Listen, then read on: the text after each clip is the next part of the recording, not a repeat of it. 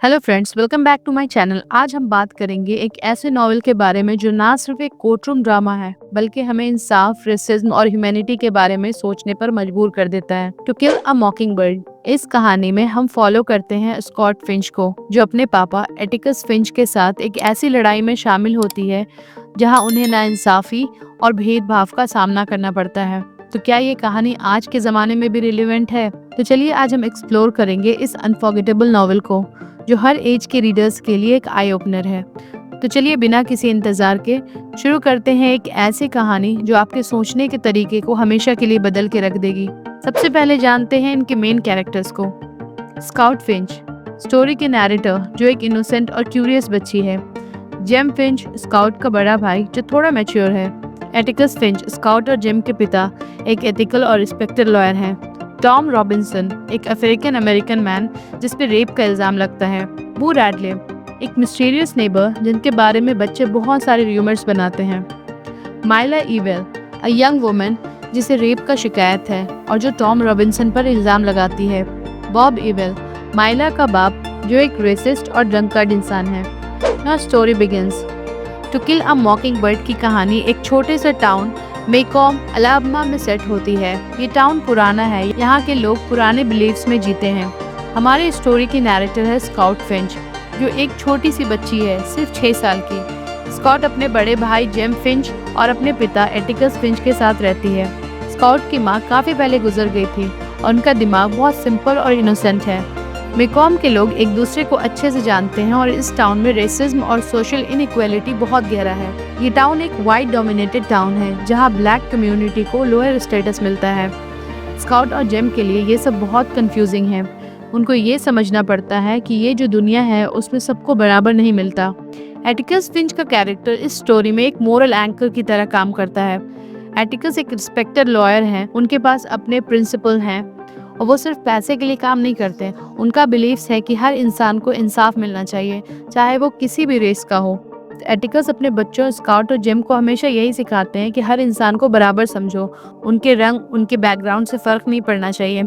ये मैसेज उनकी फैमिली के लिए तो है ही, लेकिन टू किल अ मॉकिंगबर्ड में ये मैसेज हम सबके लिए भी है।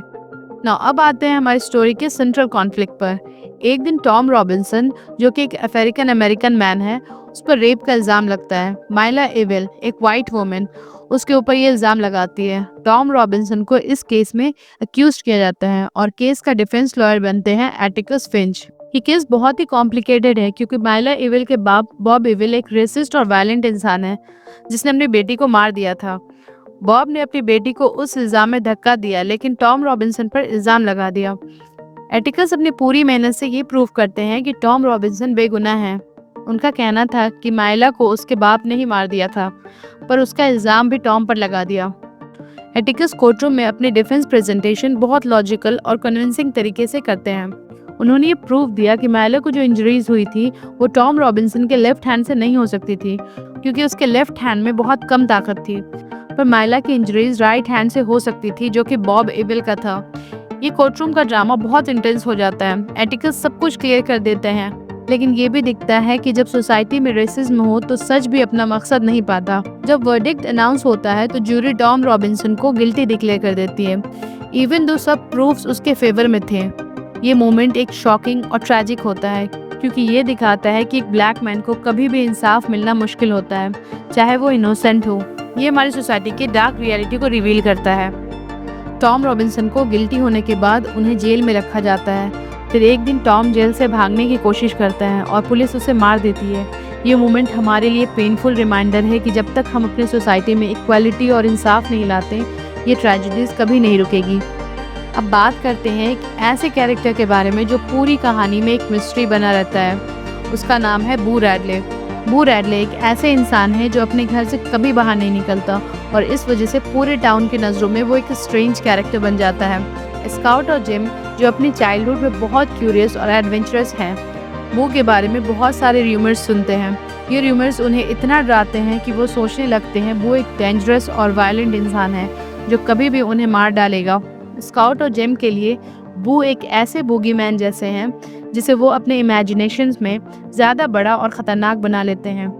वो सोचने लगते हैं कि वो उनके सामने कभी भी आ सकते हैं और उन्हें हर्ट कर सकते हैं। ये सोसाइटी के अंदर एक ऐसे पर्सन का स्टेरियोटाइप बना देते हैं जो बस डिफरेंट है, और ये सब उनके दिमाग में फियर और मिसअंडरस्टैंडिंग की वजह से है।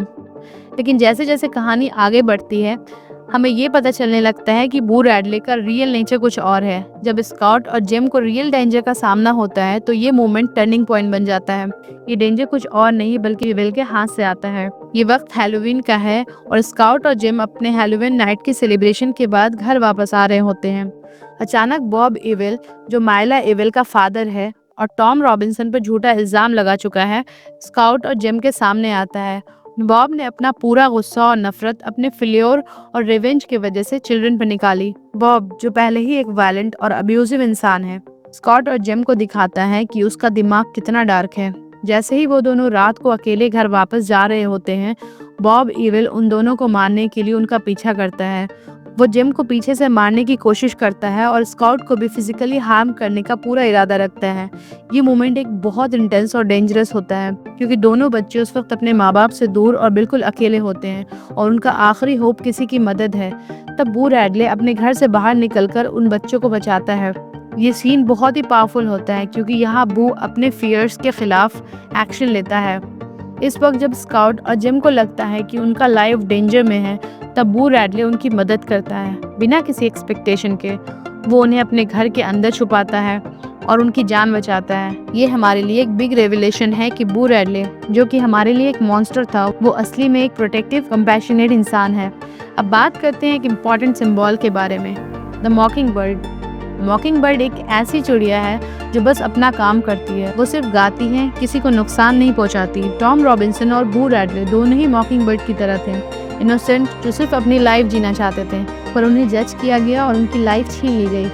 तो दोस्तों, टू किल अ मॉकिंग बर्ड ना सिर्फ एक नॉवेल है, ये एक पावरफुल मैसेज है। इसमें हमें ये सिखाया गया है कि हम अपने अजम्पशन को दूर रखें, दूसरों को समझने की कोशिश करें और कभी भी अपने इंटीग्रिटी को कॉम्प्रोमाइज़ ना करें। इस कहानी ने हमारे सोचने के तरीके को चैलेंज किया है और आज भी ये बहुत रिलेवेंट है। ये एक ऐसी कहानी है जो आपको रुला देगी, आपको सोचने पर मजबूर करेगी और एक रिमाइंडर देगी कि इंसाफ और ह्यूमैनिटी हमेशा सबसे ज़्यादा ज़रूरी है। ये स्टोरी कंपैशनेट, ड्रामेटिक और डीपली मूविंग है, जो रीडर्स को ह्यूमन बिहेवियर के रूट तक ले जाती है। इनोसेंस और एक्सपीरियंस, काइंडनेस और क्रूएलिटी, लव और हेट्रेड, ह्यूमर और पैथोस के बीच। आज के टाइम में ये बुक 18 मिलियन से ज़्यादा कॉपीज़ में प्रिंट हो चुकी है और 40 लैंग्वेजेस में ट्रांसलेट हो चुकी है। ये एक रीजनल स्टोरी है जो एक यंग वुमेन ने लिखी है, लेकिन इसका अपील दुनिया भर में यूनिवर्सल है। हार्पर ली ने हमेशा कहा था कि ये बुक एक सिंपल लव स्टोरी है। आज ये अमेरिकन लिटरेचर की एक मास्टरपीस माना जाता है। तो फ्रेंड्स, ये थी टू किल अ मॉकिंग बर्ड की कहानी, एक ऐसी बुक जो हमेशा हमारी सोच को चैलेंज करती है। इसका मैसेज आज भी उतना ही रिलेवेंट है जैसे पहले था। अगर आपको ये वीडियो पसंद आई हो तो लाइक और सब्सक्राइब ज़रूर करना, फ्रेंड्स एंड फैमिली के साथ शेयर करना और कमेंट में बताएं कि आपके हिसाब से इंसाफ का मतलब क्या है। मिलते हैं अगले वीडियो में। एंड फ्रेंड्स, अगर आपको इसके नोट्स चाहिए तो मेरे वेबसाइट easyenglishnotes.com पे मिल जाएगा, link in the description. Thanks for watching.